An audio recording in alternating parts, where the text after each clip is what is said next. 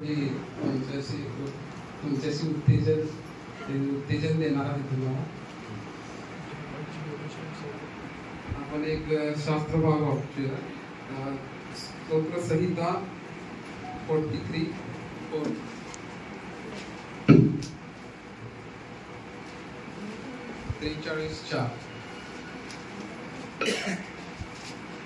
म्हणजे मी देवाच्या वेदीजवळ, देव जो माझा परमानंद याच्याजवळ जाईन, आणि हे देवा, माझ्या देवा, विनेवर मी तुझे गुणगान गाईन. म्हणजे दावीद असं म्हणतो, म्हणजे मी देवाच्या वेदीजवळ जाईन आणि हे देवा, माझ्या देवा, विनेवर मी तुझे गुणगान गाईन. इथे दावीद असा म्हणत आहे की मी विनेवर तुझे गुणगान गाईन. पहिली गोष्ट, आनंदी हृदयाने स्तुती करणे आणि स्तुतीमध्ये आनंद करणे. जेव्हा केव्हा देवाची माणसं आनंदाने त्याची स्तुती करतात, तेव्हा देव स्वतः आनंदित होतो. कारण देव परमेश्वर त्याच्या लोकांच्या स्तुती स्तवनामध्ये राहणारा परमेश्वर आहे. आणि आपली जर अशी अपेक्षा आहे की देवाने आपल्यामध्ये यावं, त्याची उपस्थिती आपल्यामध्ये यावी, तर आपण आनंदी हृदयाने त्याची स्तुती केली पाहिजे.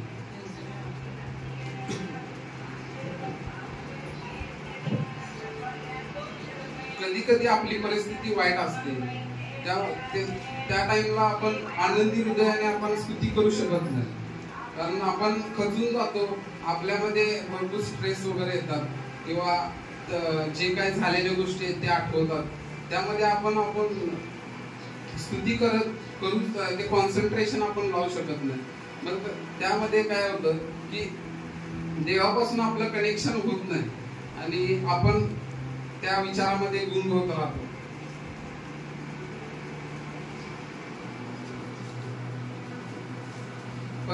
पण परिस्थिती वाईट असेल तर दुपटीने आपण देवाला धावा केला पाहिजे, देवाचा धावा केला पाहिजे. कारण देव हेच बघत असतो की आपण कधी त्याच्याकडे यावं आणि कधी त्याच्याशी बोलावं. कारण आपला तो बाप आहे, त्याच्यासाठी आपण देवाला हाक मारलीच पाहिजे. असं नाही की आपण देवाला न सांगता आपण तोच विचार करत बसला पाहिजे. तर आपण आनंदी हृदयानेच देवाकडे गेले पाहिजे, ना की आपण दुःखात असून किंवा कोणत्या पण परिस्थितीत आपण संकटात पडलो असेल तर आपण देवाचा धावा केला पाहिजे. इथे जिथे स्तुती आहे ना, तर तिथं उदासीनता नसते, आणि जिथे स्तुती आहे तिथं देव स्वतः उतरून येतो. जिथे स्तुती असते तिथं पवित्र आत्मा उतरून येतो प्रत्येक.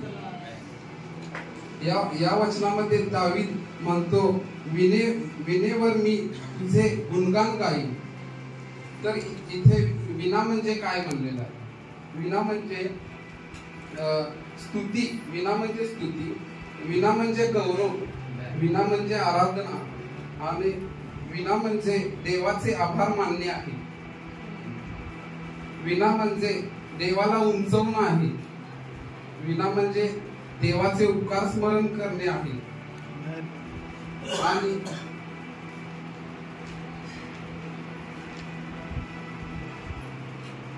जेवढी जास्त स्तुती तेवढा जास्त देवाचा पवित्र आत्मा उतरून येतो व अभिषेक होतो, अनॉइंटिंग रिलीज होते, प्रत्येकाचे बंधन मोकळे होतात.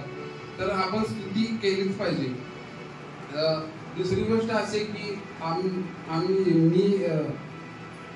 मी किंवा आपण कोण आपले ते क्वायर टीम मधले सगळेच, आपला आवाज चांगला आहे म्हणून आपण देवाबरोबर आपण कनेक्ट होत असं नसते. कारण चांगला आवाज असणं म्हणजे किंवा त्याला जास्त कळतंय, किंवा त्याचा सूर चांगला आहे, किंवा ताल त्याला कळतात, किंवा त्याची लय कळते, असं नाही. त्यामध्ये सर्व गोष्टी त्याला माहित आहे म्हणून तो स्तुती करू शकतोय असं नाही. देव फक्त त्याचं हृदय बघतो आणि हृदय बघतो आणि ते आत्म्याने खरेपणाने करतात का हे बघतो. या उलट जर आवाज चांगला असेल तर त्याचा वापर फक्त देवाच्या स्तुतीसाठी केला पाहिजे, ना की आपण सेक्युलर सॉन्ग म्हणले पाहिजे किंवा फिल्मी सॉन्ग म्हणले पाहिजे असं नाही. त्या आवाजाचा फक्त देवाच्या गौरवासाठीच उपयोग झाला पाहिजे. उत्तेजन माझं हेच आहे की आवाज चांगला असू दे किंवा नसू दे देवाची स्तुती करा. परिस्थिती कशीही असू दे देवाची स्तुती करा. दुःखामध्ये देवाची स्तुती करा, आनंदामध्ये स्तुती करा, त्रासामध्ये स्तुती करा, आजारपणामध्ये स्तुती करा आणि त्याचे गीत गात राहा. कारण येशू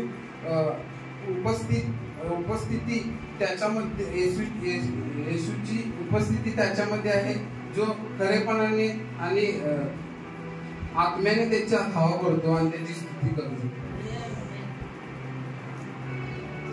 थँक्यू.